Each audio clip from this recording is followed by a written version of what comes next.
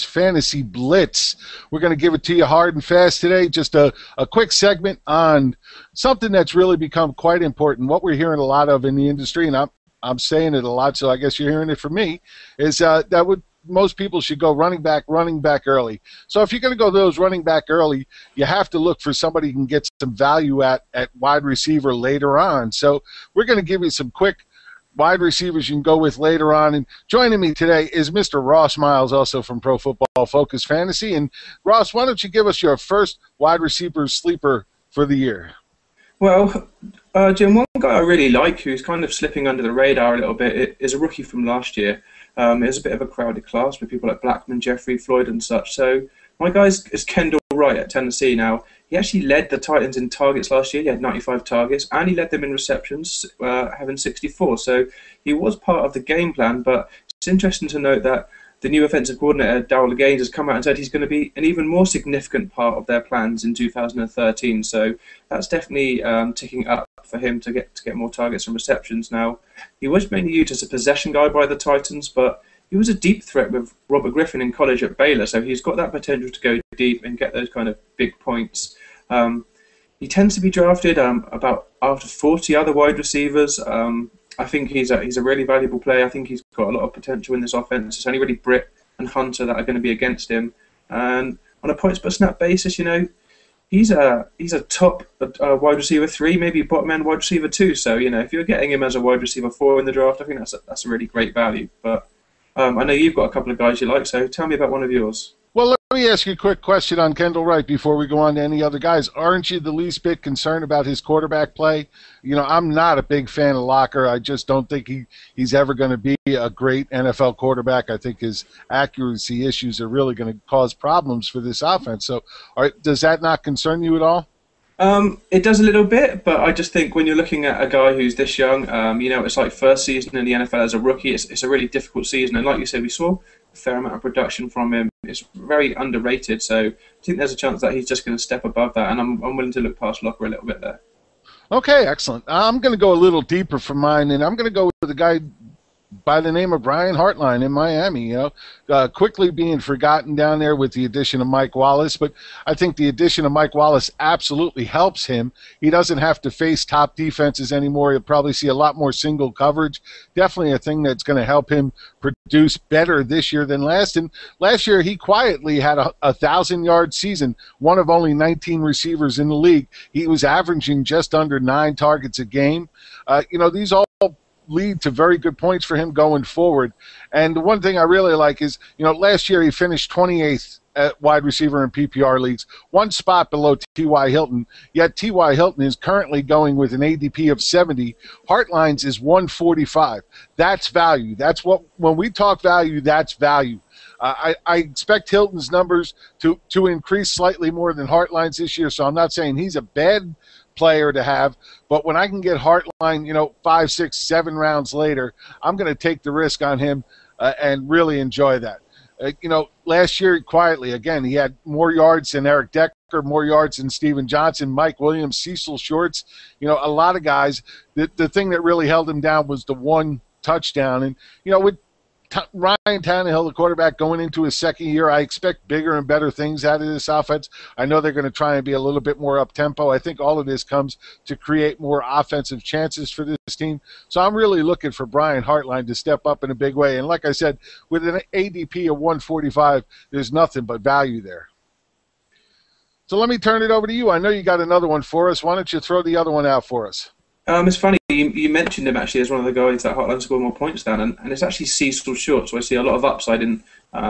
Essentially, he didn't really start for the first 6 weeks last season, so I'm looking at his production for the last 9 games of the year, week 7 to week 16. He was pretty ridiculous. He had 47 receptions, 774 yards, and 5 touchdowns. Now, it is a bit crude to just extrapolate that over a season, but it's a good way to gauge the kind of level of production he was on. And that level of production, we're talking about a top 10 PPR wide receiver, you know, 85 receptions, 1,350 yards, 9 touchdowns. So if he can play at that kind of level, this is a guy who is a lot more valuable when he's being drafted at. You know, Bear in mind, Justin Blackman's suspended now for 4 games, so he's going to see even more of the ball. Looking at our projections, he's projected to get 24% of the targets in the passing game, so he's going to be very productive, you would think. He's a great yard after catch player. The only person over 400 snaps in the league to have a better yard per catch at wide receiver, Percy Harvin. And Shorts, he also got targeted more times last year on a per snap basis than absolute studs Julio Jones, Des Bryant, and Hakeem Nicks. So I can see Cecil Shorts being a real big riser in 2013. Now, I'm sorry. Go ahead. I didn't mean to cut you off. No, carry on. Well, I was going to say the one thing I'm going to let people know, and this is something I expect to happen, with Blackman being out the first 4 weeks, they're going to target Shorts a lot more.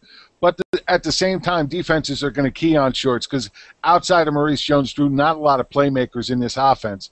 So actually what I think you may see is, you may see his numbers come down in those first 4 weeks just because he's seeing so much extra coverage. Once Blackman comes back, that's going to go away. So if the smart fantasy football owner out there, if you don't manage to draft him, and I'm not saying don't draft him because I really like Cecil Shorts. I love what he did last year, and I too expect him to blow up. I'm just worried about those first 4 weeks. But if he does show any kind of signs of weakness in those first 4 weeks, I'm telling you, pounce. Pounce on him then. Try and go after the owner aggressively because at that point they're probably going to start to get discouraged. Go out and trade for him and get him then, and then you'll laugh at him while he rides the whole rest of the season putting up good solid numbers. So definitely something to keep an eye on if you're not able to draft him. That's some great points there. Now I'm looking at your last guy and I can see he's in the division du jour at the minute, the NFC West. So a bit more information on who it is and why you like them. Well, I'm going to go with Michael Floyd. I mean, they drafted this guy early for a reason. They want him to be that guy. And, last year he flashed some talent at times. He didn't get a lot of chance to play. But the addition of Carson Palmer, quarterback, the addition of Bruce Arians, a coach, all things that are going to help him. He perfectly fits Arians, go deep offense. And, per one of the local beat writers and newspapers in the Arizona Republic, they're saying he looks more aggressive. He's more confident. He looks, he's definitely got a talent edge on Roberts, and he fits Arians' aggressive vertical scheme well. And I couldn't have said it better. I mean, this guy is ready to pounce this year. You could definitely get him late in drafts, take a flyer on him, but I expect this offense to put up big numbers, and I'm looking for him to have a really good, solid second season. I agree with you. I'm quite a big fan of Michael Floyd as well, and I guess that your Carson Palmer love feeds into this a little bit as well. Well, absolutely. There's no doubt about it. But I think it's really the combination of a couple of things. First, it's Carson Palmer, and everybody knows I like Carson Palmer. I'm not going to lie. He's a guy who's not afraid to chuck it up, and I'll take that any day. If you're, asking me about some of these mid-tier quarterbacks in Carson Palmer, I easily take Carson Palmer because not only does he now have a great wide receiver one in Larry Fitzgerald to throw to, but he's also got Bruce Arians, which is going to feed right into his playing style, and it's going to be a perfect combination. And, he's got a much better wide receiver core to play with now. The offensive line, not so great, but Arians didn't have a great line in Indy last year and seemed to work well with them. I expect to see the same thing here in Arizona this year. Sounds good. Well, that's it. That's it, folks. I mean, this is it. This is a quick hitter. This is going to be the new PFF Fantasy Blitz, and we're going to give you some short topics from here on out, and I hope you enjoy them. Thanks for watching. Don't forget to check out PFF Fantasy over at Pro Football Focus. Make sure you click on the fantasy link. Check us out on Facebook at PFF Fantasy. For Ross, you can follow him on Twitter. Ross, why don't you give everybody your Twitter handle? It's at PFF_Ross Miles. And, of course, I am Jim Day, the Fantasy Taz. You can follow me on Twitter at Fantasy Taz. Thanks, everybody, and have a great day.